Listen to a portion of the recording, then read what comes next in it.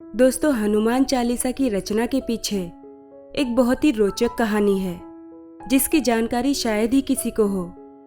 आइए जानते हैं हनुमान चालीसा की रचना की कहानी। ये बात उस समय की है जब भारत पर मुगल सम्राट अकबर का राज्य था। सुबह का समय था। एक महिला ने पूजा से लौटते हुए तुलसीदास जी के पैर छुए। तुलसीदास जी ने नियमानुसार उसे सौभाग्यशाली होने का आशीर्वाद दिया।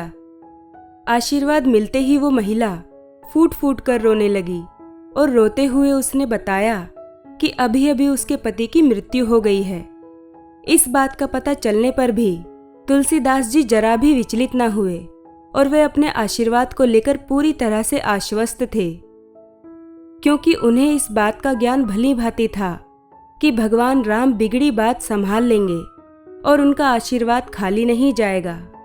उन्होंने उस औरत सहित सभी को राम नाम का जाप करने को कहा।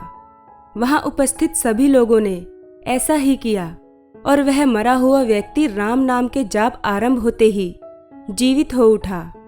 यह बात पूरे राज्य में जंगल की आग की तरह फैल गई।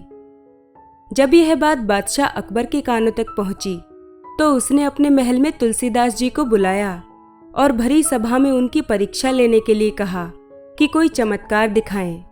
ये सब सुनकर तुलसीदास जी ने अकबर से बिना डरे उसे बताया कि वो कोई चमत्कारी बाबा नहीं है, सिर्फ श्री राम के भक्त हैं। अकबर इतना सुनते ही क्रोध में आ गया और उसने उसी समय सिपाहियों से कहकर तुलसीदास जी को कारागृह में डलवा दिया। तुलसीदास जी ने तनिक भी प्रतिक्रिया नहीं दी और राम का नाम जपते हुए कारागृह में चले गए। उन्होंने कारागृह में भी अपनी आस्था बनाए रखी और वहां रहकर ही हनुमान चालीसा की रचना की और लगातार 40 दिन तक उसका निरंतर पाठ किया। 40वें दिन एक चमत्कार हुआ। हजारों बंदरों ने एक साथ अकबर के राज्य पर हमला बोल दिया। अचानक हुए इस हमले से सब अचंभित हो गए। अकबर को इसका कारण समझते देर न लगी। उसे भक्ति की महिमा समझ में आ गई। उसने उसी क्षण तुलसीदास जी से क्षमा मांगकर कारागृह से मुक्त किया और आदर सहित उन्हें विदा किया। इतना ही नहीं, अकबर ने उस दिन के बाद तुलसीदास जी से जीवन भर मित्रता निभाई।